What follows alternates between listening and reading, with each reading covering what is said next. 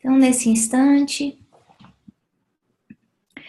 nós vamos nos ligando ao Mestre Jesus, a equipe de André Luiz, que nos acompanha sempre nesse estudo,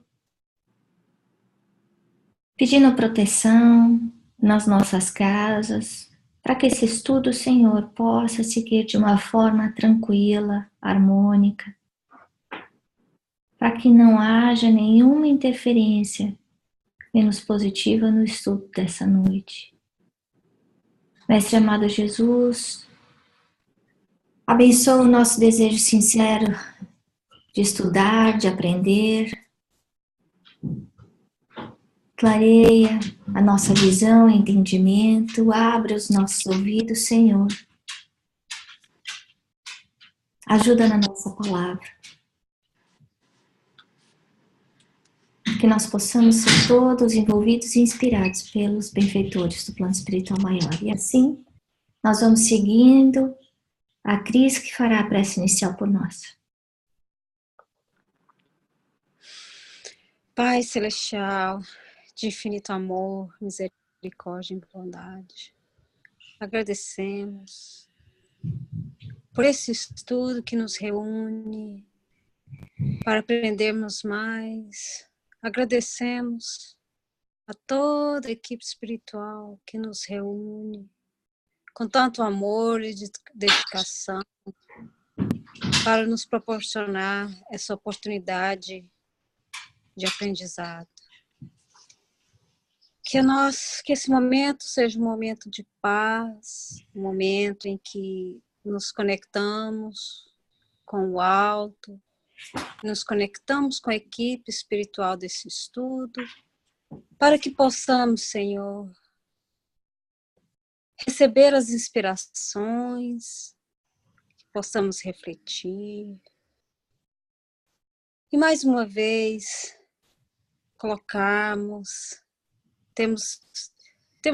fazemos o esforço de colocarmos em prática esses ensinamentos. Que a calma desse momento, que os ensinamentos aqui que recebemos possam nos acompanhar durante a semana. Assim seja. Graças a Deus.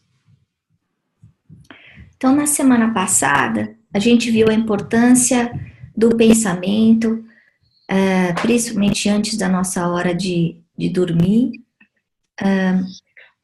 A gente também viu o que acontece no plano espiritual maior, as escolas que existem, as escolhas que a gente pode fazer em termos de companhia, de lugar onde a gente vai, isso tudo dependendo da sintonia do nosso pensamento, sintonia de como nós estamos sentindo as coisas ao nosso redor, né? E aí o que a gente vai ver agora, Alexandre dando essa palestra no plano espiritual maior, claramente é uma escola, né? Eles se encontram com frequência. Existem alunos que estão aí, como nós, aprendendo juntos, alunos desencarnados e alunos encarnados também, que durante o desligamento do que acontece durante o sono, né, o desligamento do perispírito, do espírito do corpo material, vão até essas escolas para aprender, para continuar o seu aprendizado, né? E a gente vê a dificuldade do plano espiritual maior na semana passada de trazer esses alunos, que apesar de existir um número grande, cerca de 300 convidados, somente 10% é que participavam. Por quê? Por causa da nossa conduta, né? Então, essas pessoas não são eles. Estes alunos somos nós. Então, mais uma vez lembrando a importância da nossa conduta moral, da nossa qualidade mental.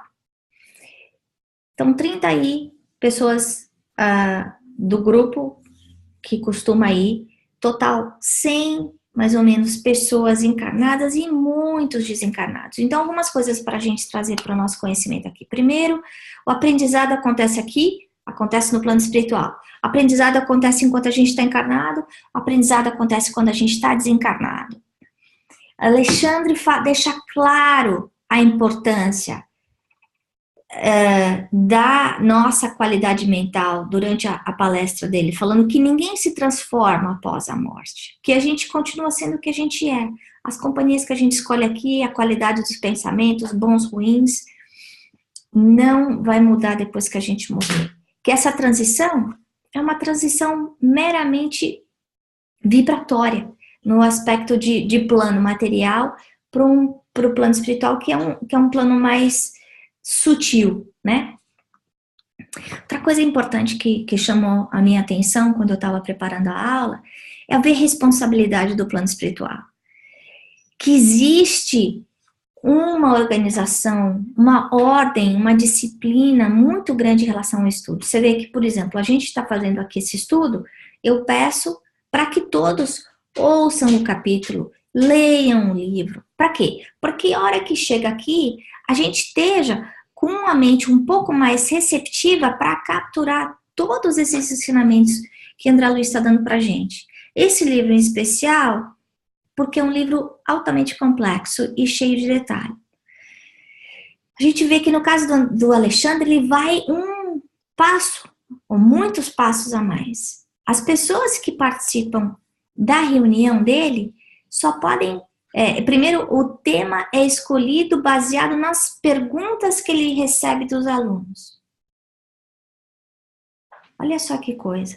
Então, tá todo mundo estudando, né? O tempo inteiro. Nesse caso, o tema vai ser sobre mediunidade. Por quê? Porque a maior parte das perguntas que ele recebeu foi sobre mediunidade.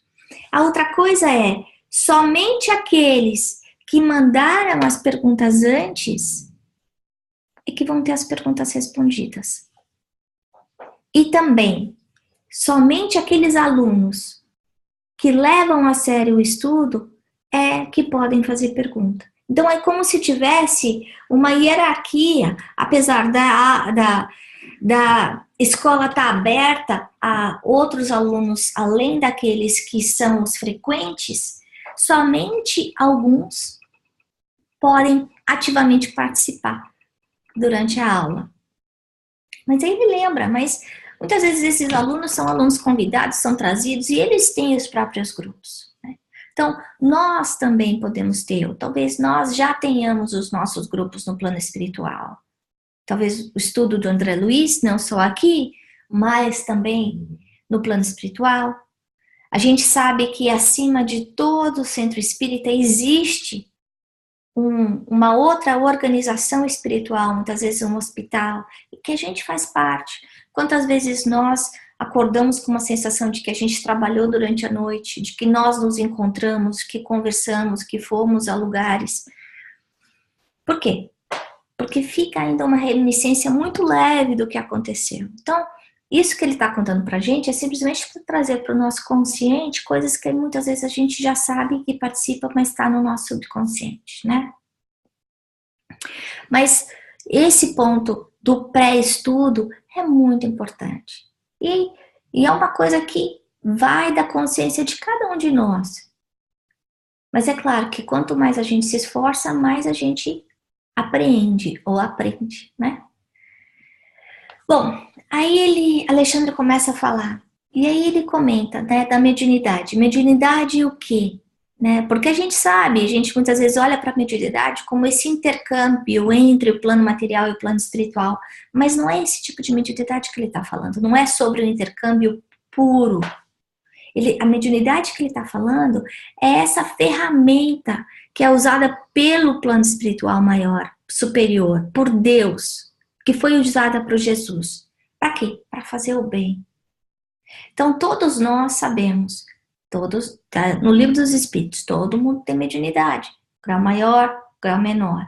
E a gente pode trabalhar essa faculdade da mesma forma como a gente trabalha a faculdade de tocar um piano, de saber matemática. Quanto mais a gente pratica, mais a gente sabe. Então, a mesma coisa acontece com a mediunidade. Mas o que ele está lembrando a gente é que nesse círculo de que a gente é médium 24/7, 24 horas por dia, 7 dias por semana, a gente pode ser essa ferramenta, esse instrumento do plano espiritual superior o tempo inteiro, né? Alexandre começa dando a aula dele, primeiro com uma prece. Aí a importância da prece, mesmo para um ser de uma envergadura muito maior do que a nossa. Fica claro, André Luiz fala, ele foi um médico muito melhor do que eu, ele tem muito mais conhecimento do que eu. Então, se a gente está sendo aí um aprendiz do André Luiz, imagina em relação ao Alexandre, que então tá milhas, né, anos-luz na nossa frente, né, literalmente. Mas ele, dentro da humildade dele, começa primeiro o quê? Fazendo a prece. Para quê? Para que aconteça a ligação com o plano espiritual. É através da prece que a gente abre o caminho, que a gente abre a porta. Para quê? Para a gente receber a ajuda do plano espiritual. E aí ele irradia a luz.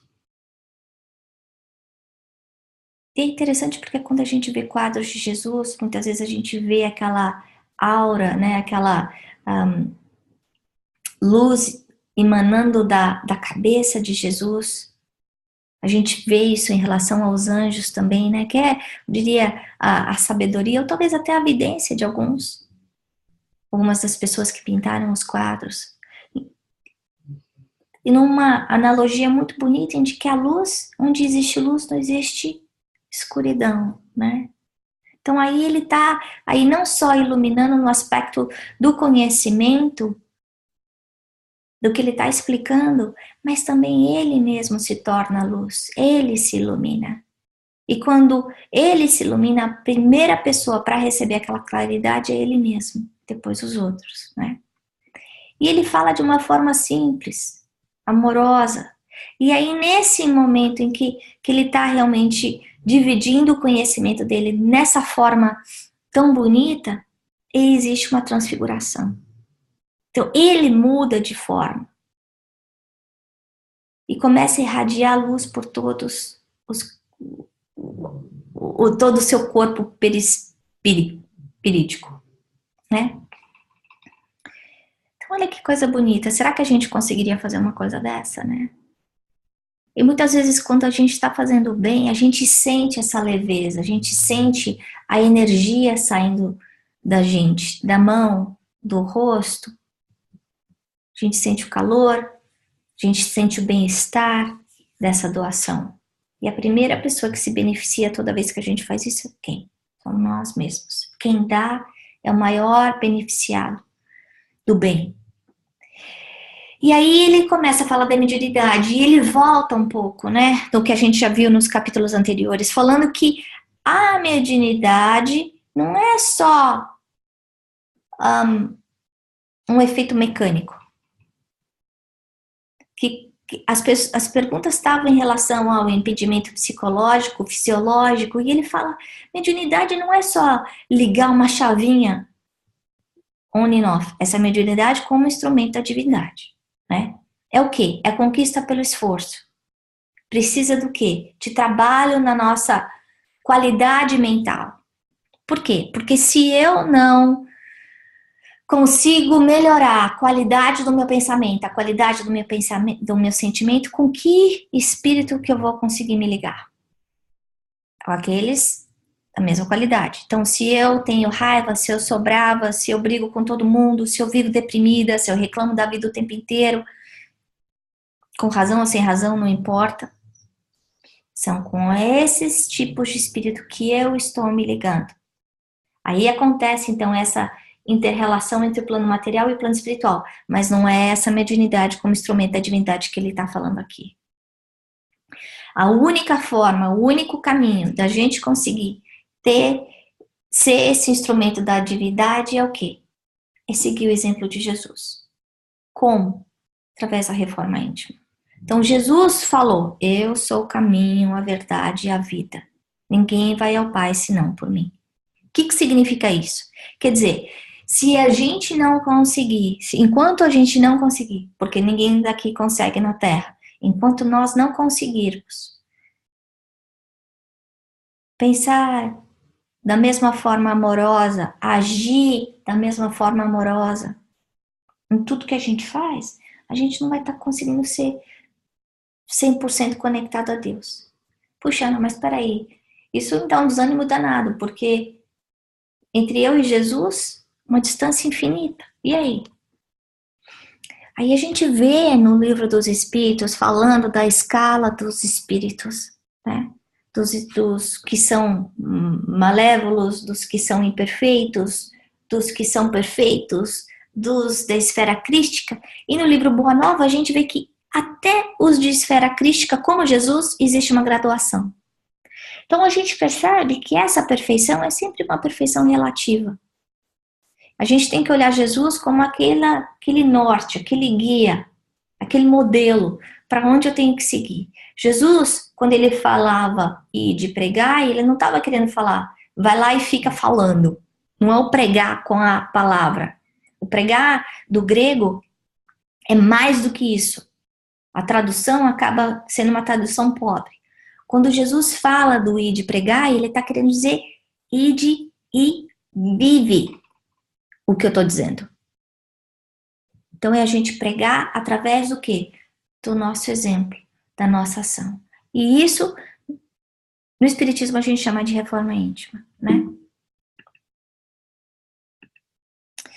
E qual que é a receita para a reforma íntima? Eu já recebi essa pergunta algumas vezes de alguns dos alunos. Poxa, Ana, mas é muito difícil fazer reforma íntima.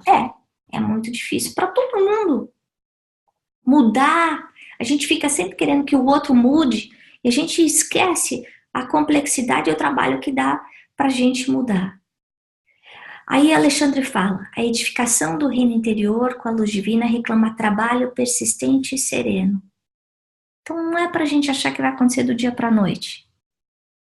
Eu não vou mudar e ser boazinha a partir de amanhã. Não, a partir de amanhã eu não vou brigar com mais ninguém. Isso não é real. Isso não é atingível. Então eu colocar metas que são atingíveis para mim.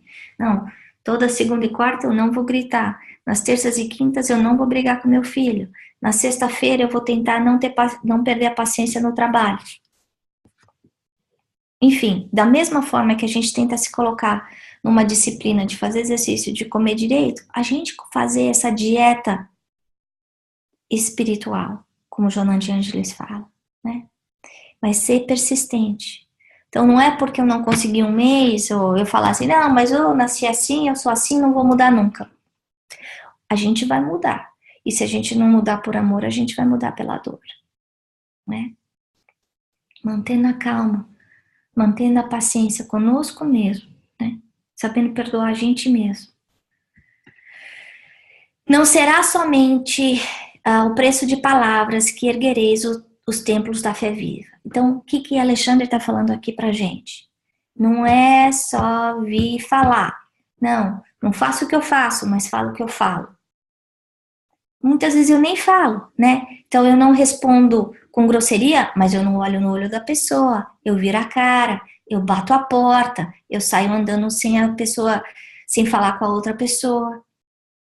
Isso não são palavras? Essas coisas não são palavras não verbais? São.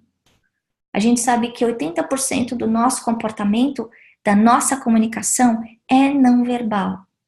Então, simplesmente falar, não, mas eu não brigo mais com meu marido, agora o que eu faço é greve de silêncio. Não adianta.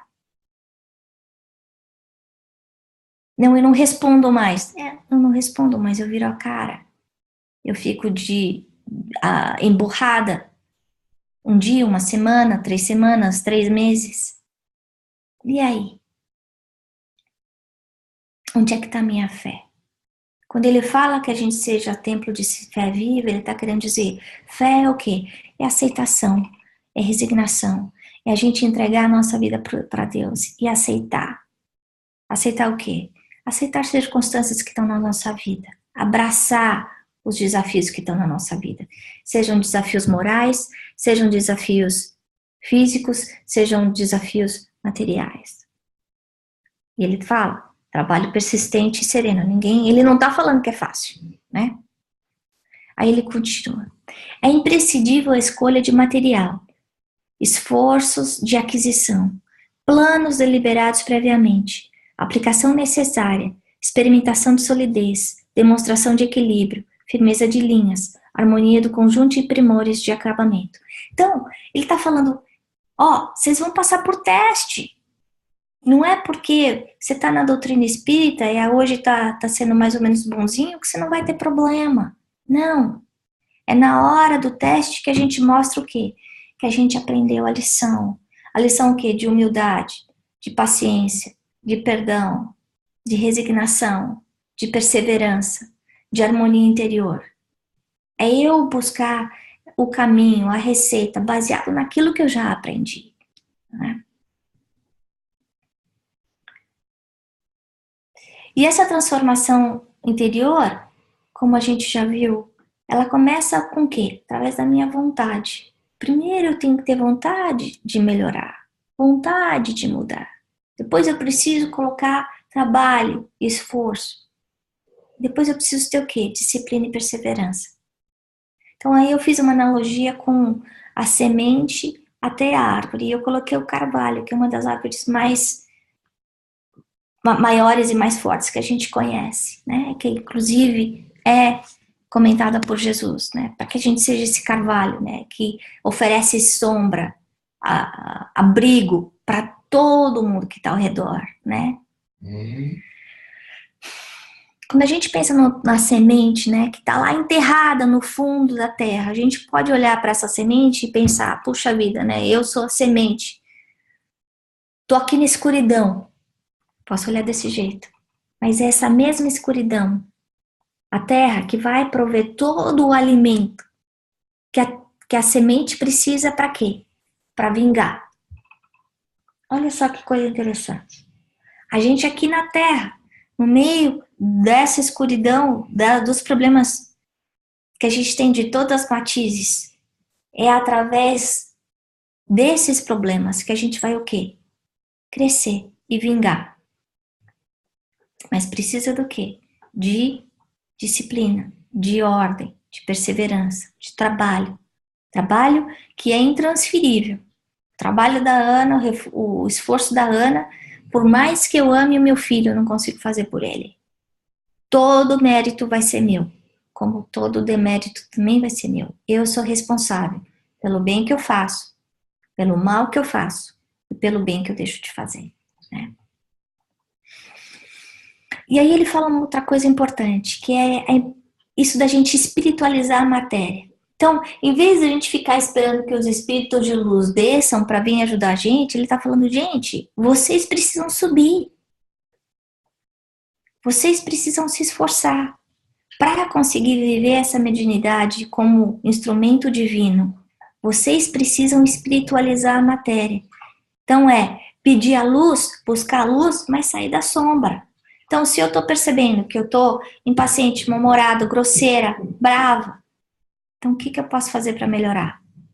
É tomar um banho? É rezar? É pedir desculpa? Porque pedir desculpa é difícil. É conversar com o outro? Se eu tô querendo buscar a felicidade ou o amor, eu tenho que parar de semear sofrimento e separação. Então, se eu tô querendo ter felicidade e amor no meu casamento, eu vou ter que parar de brigar com meu marido ou com a minha esposa. Eu vou ter que tentar o quê? Achar formas de reconciliar, de trazer amor, harmonia para o meu relacionamento. Se eu quero ter fé do tamanho enorme que consegue transportar todas as montanhas de dificuldade, a primeira coisa que eu preciso é o quê? Confiar na minha capacidade de transformação. Se eu não consigo acreditar em mim, confiar em mim, como é que eu vou acreditar no resto? Então, para a gente parar para pensar nesses 3 pontos aí que o Alexandre fala, que é quase que uma prece que ele coloca no capítulo. Se a gente resolver ler esses parágrafos finais, vale como uma prece mesmo, para que a gente consiga aí melhorar a qualidade do que a gente é. Não só ficar pedindo como criança pequenininha, não, eu quero isso, eu quero isso, eu quero aquilo. Não, a gente dá o primeiro passo, o segundo passo, o terceiro passo, continuamente. Né?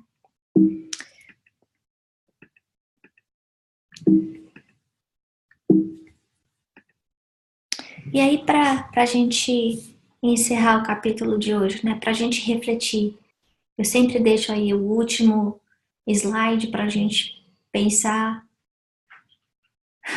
nesse capítulo, né, a lição que o André Luiz deixou para a gente. Né? A primeira coisa é, qual que é o meu comportamento como médium? Então, eu já sei que todo mundo é médium. Então, eu sou médium.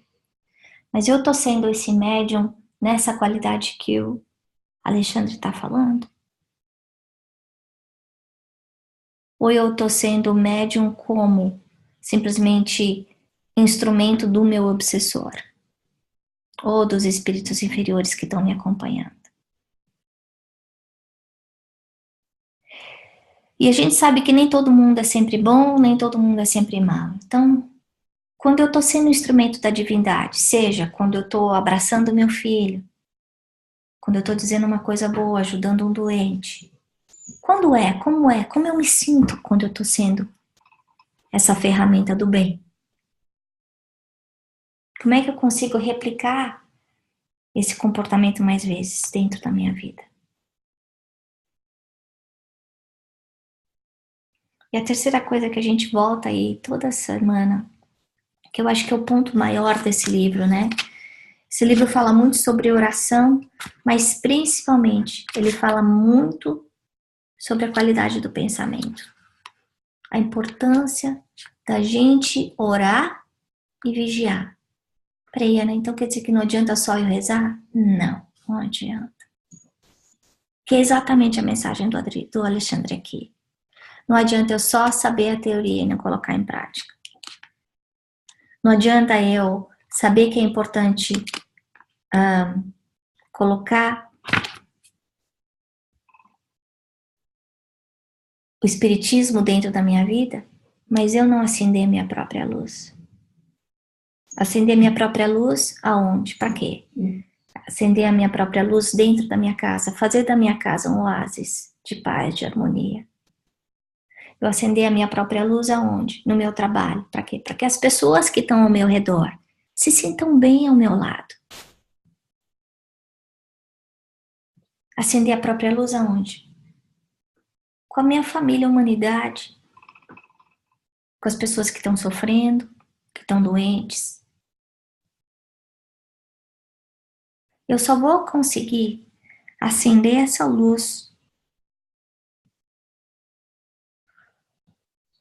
quando eu conseguir elevar a qualidade do meu pensamento. É como se o pensamento fosse o combustível necessário. Né? E da mesma forma como a gente viu na semana passada, né, uma velhinha consegue tirar a escuridão de uma noite infinita. Uma velhinha pequenininha. Mas aí um soprinho de vento consegue apagar a velhinha. Então, por isso que Jesus falou, orai e vigiai. Para que a gente consiga não só acender a própria luz, mas que a gente consiga manter essa luz. Né? Para quê? Para que a gente consiga ser essa ferramenta de Jesus, de Deus. Né? Porque todos nós estamos aqui por uma razão, o acaso não existe. A gente não veio nessa casa, nesse trabalho, nessa família, nesse centro espírita, por acaso. A gente não está nesse estudo por acaso juntos. Né? Então, que a gente saiba aproveitar essa oportunidade. Eu acabei falando mais do que o normal, esse capítulo é um capítulo muito rico. Então já são 8 horas, a gente vai ter que encerrar. Mas nós vamos agradecendo mais uma vez a André Luiz, a equipe de Emmanuel, que abre essas portas do conhecimento, pedindo, Senhor, a tua ajuda para que nós consigamos lutar contra as nossas próprias imperfeições, os nossos defeitos.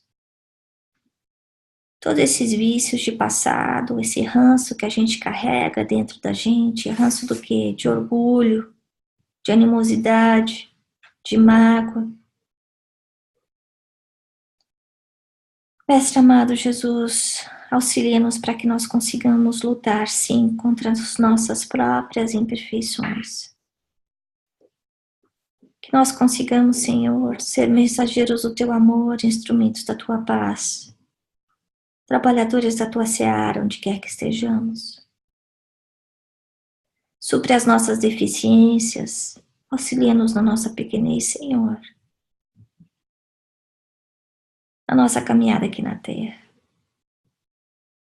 Que durante a noite, que nós possamos também, assim como André Luiz, participar dessas escolas, onde nós possamos aprender ainda mais todas essas lições ricas que nos são dadas por André Luiz. Auxilia-nos na nossa fé, fortalece a nossa vontade, a nossa perseverança, nosso desejo sincero de transformar-nos em pessoas melhores. Que nós consigamos espiritualizar todas as experiências que a gente vive aqui e olhar como para cada uma delas como uma oportunidade de aprendizado e crescimento. Pedimos finalmente aos mensageiros do bem que estão aqui conosco em cada um dos lares, para que uma chuva de luz possa abraçar cada uma dessas casas, abençoando cada uma das famílias, trazendo paz, harmonia, amor e muita luz a cada um dos lares. E assim nós te agradecemos, Mestre Jesus, e te pedimos que esteja junto conosco até essa próxima lição. Graças a Deus.